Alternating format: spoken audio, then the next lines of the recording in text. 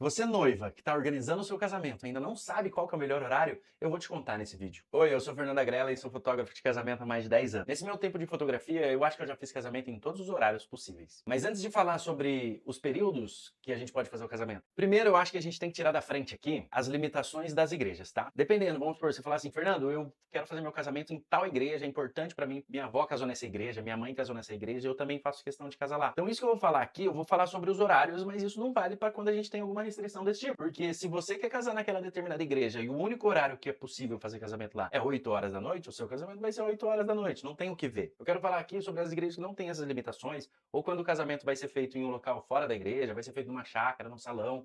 Pensar aqui com vocês qual que é o melhor horário para casar, considerando todas as variáveis aqui que eu conheço, tá? A primeira coisa que a gente precisa entender aqui é quanto tempo demora uma cerimônia. Os noivos, normalmente, quando chegam até mim, eles falam se eles contrataram um celebrante ou se eles conversaram com um padre. E normalmente as pessoas que vão celebrar o casamento vão te passar uma estimativa de horário. Só que essa estimativa de horário tá falando sobre a cerimônia que ela vai realizar. Então, o tempo que esse celebrante passa para vocês, normalmente ele não está incluso todo o resto da cerimônia. E o que a gente tem que considerar? Quantos padrinhos vão ser? 2 padrinhos de cada lado? Vão ser 10 padrinhos de cada lado? Se for numa igreja ou num salão, qual que é o tamanho do corredor desse salão? Por quanto tempo esses padrinhos terão que transitar por esse salão? Porque se a gente for ter 15 casais de padrinhos e um corredor longo, só a entrada e saída desses padrinhos já vai durar mais do que 30 minutos. Ou mesmo se forem 15 padrinhos e um corredor curto, vai durar menos.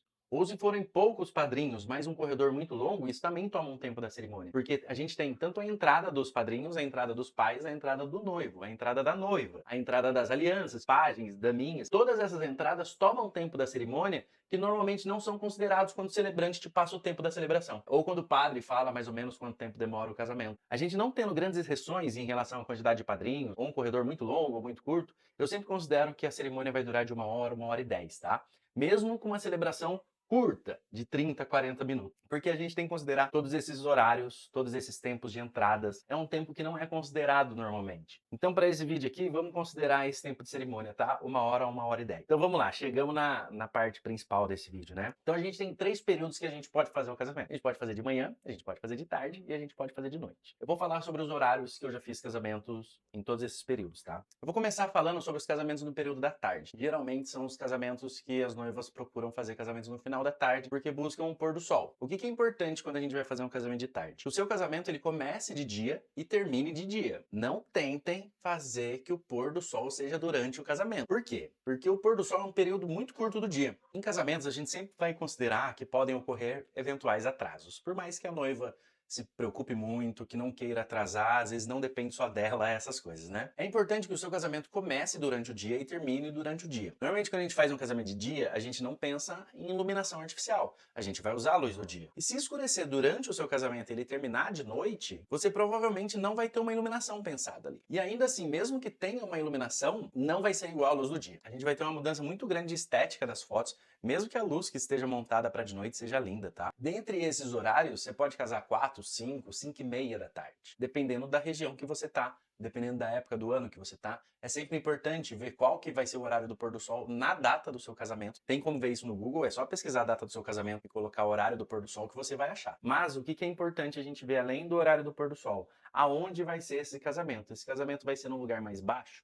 Num lugar mais alto? Esse local tem árvores em volta, esse local tem um morro próximo, essa chácara ou esse salão tem algum muro ou alguma edificação que vai cobrir esse pôr do sol também. Tudo isso precisa ser pensado. E eu tô falando tudo isso para vocês porque geralmente não pensam, tá? E geralmente não contam tudo isso para as noivas. Então, isso é uma coisa muito importante para que você tenha a expectativa atendida do seu casamento, sabe? Que você consiga fazer as coisas da maneira que você quer, mas você precisa saber como fazer. Você precisa saber o que considerar. E é isso que eu estou tentando trazer para você aqui. Então você tem que considerar a geografia do lugar, a época do ano, o horário do pôr do sol, mas sobretudo pense nisso. O seu casamento deve começar de dia e terminar de dia. Se a gente tiver um pôr do sol no final do casamento, maravilhoso. Se a gente tiver um pôr do sol depois do casamento, maravilhoso também, porque esse é o momento que o fotógrafo está fazendo a foto com os noivos, depois do casamento, o ensaio do casal.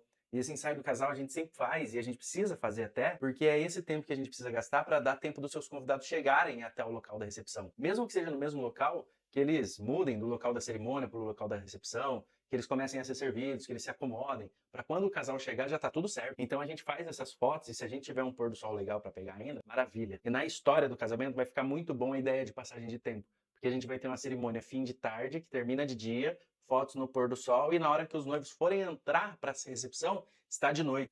Então esses são os principais fatores que você deve prestar muita atenção para fazer um casamento final de tarde. Começar de dia e terminar de dia, qual o horário do pôr do sol no dia do seu casamento, como é a geografia do lugar e como isso pode influenciar na luz que você vai ter no dia do seu casamento. Belezinha? Nossa, ficou longo já isso. Bom, agora que eu já falei do tempo da cerimônia e dos casamentos final de tarde, a gente vai falar dos casamentos no período da manhã e no período da noite. Independente do horário que você for escolher, o grande problema desses horários é o mesmo, a hora que você vai servir a comida. E eu vou te dar exemplos, tá? A gente falou sobre o tempo que dura a cerimônia.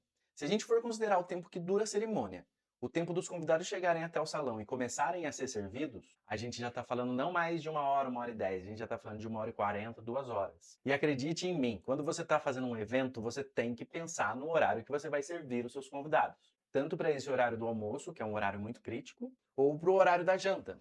Casamentos não são baladas. Por mais que a gente faça festa, e a gente gosta de festa, no casamento a gente tem desde recém-nascidos a idosos. Então atender todas essas pessoas é sempre um grande desafio. Os seus amigos, a galera mais jovem no casamento, não tá ligando muito para isso. Mas existe uma variedade de pessoas dentro desse evento e a gente precisa se importar com isso. Porque eu já vi avós indo embora de casamento porque não tinha servido a janta. Eu já vi pessoas irem almoçar em outro lugar porque o almoço ia demorar um pouco para sair ainda. Isso, eu não estou falando que deu problema no buffet, no horário, nada disso. Mas a gente precisa pensar que se a gente vai casar meio-dia e o almoço vai ser servido 2h30 da tarde, talvez algumas pessoas tenham problema com isso. Se a gente vai casar 8 horas da noite e a janta vai ser servida meia-noite, muito provavelmente algumas pessoas vão ter problema com isso. E eu volto a falar aqui, eu não estou falando da galera que está lá para curtir. Eu estou falando de pessoas mais velhas e pessoas muito novas. Isso muda a experiência do seu casamento. Eu sempre penso que todo convidado que está dentro do seu casamento é muito importante para você. Você está fazendo uma lista de casamento, você está se esforçando para fazer esse casamento. Cada pessoa que você chama é muito importante, porque senão você não chamaria, né? Então é importante que essas pessoas fiquem bem no seu casamento. E isso são fatores importantes. Você fala assim, Fernando, nossa, mas você está falando do horário da comida que eu vou servir. Fala, porque isso muda, tá? Eu já vi mudando. E como eu disse, eu já vi avós indo embora de casamento, porque o casamento foi tarde assim, né? Limitações da igreja, ia ser um casamento 8 horas da noite. Atrasou um pouco ainda, o casamento vai acontecer 9 horas, de 9 horas até 10 horas o pessoal chegar, aí vai ter as entradas, e até sair o jantar, que eu já vi jantar saindo meia-noite, 1 hora da manhã, algumas pessoas podem não gostar disso, algumas pessoas podem não se sentir bem com isso. Algumas pessoas até passam mal com isso. Então, para esses 2 períodos da manhã ou da noite, isso é o principal fator que vocês têm que considerar, tá? Isso é até meme, sabe? A gente costuma brincar com isso do que é o humor de uma pessoa com fome e o humor de uma pessoa depois que ela comeu. Então, quando a gente está falando de uma festa, a gente quer que tudo seja bem, tudo ocorra bem, isso é um fator importante a se considerar. Porque essa galera, os amigos, eles não ligam, sabe? Eles vão estar lá comendo os frios, eles ficam com a entrada, eles só vão jantar no meio da madrugada. Vocês precisam considerar toda essa gama de convidados que a gente tem dentro de um casamento. Como eu disse, desde bebezinhos até pessoas idosas. Então, como essas pessoas vão se sentir lá e como a energia do ambiente vai mudar, esse é um fator, esse fator da alimentação, esse fator do horário, influencia diretamente no seu casamento, tá? Foi? Terminei? Nossa, quanta coisa. Acho que eu até me perdi aqui. Mas você concorda com isso? Você acha? Você já teve alguma experiência assim? Quando foi o seu casamento? Que hora que você casou? Conta pra mim se você já presenciou alguma história disso relacionado ao casamento, relacionado ao horário do casamento, né? Se você já foi em algum casamento que você achou que o horário estava péssimo, se você foi num casamento que o horário estava perfeito, deu tudo certo. Então me conta aqui nos comentários também, até para que eu possa desenvolver mais esse tema e ter mais experiência sobre isso e poder ajudar mais pessoas, tá? Então comenta aqui, deixa seu like, manda para sua amiga aí que está organizando o casamento, ou manda para todo mundo, ou manda para quem você quiser, tá? Belezinha? Fui. Oi, eu sou o Fernando Agrela, sou fotógrafo de casamento há mais de 10 anos. Estou fazendo essa série de vídeos aqui para passar um pouco mais da visão do fotógrafo sobre todos os itens de um casamento, para te contar sobre os detalhes que ninguém vai te contar. Então me acompanha aí, segue, salva esse vídeo, manda para quem você acha que isso vai ser importante e deixa seu comentário aqui para mim, porque isso me ajuda muito a continuar produzindo esse tipo de conteúdo para vocês. Belezinha?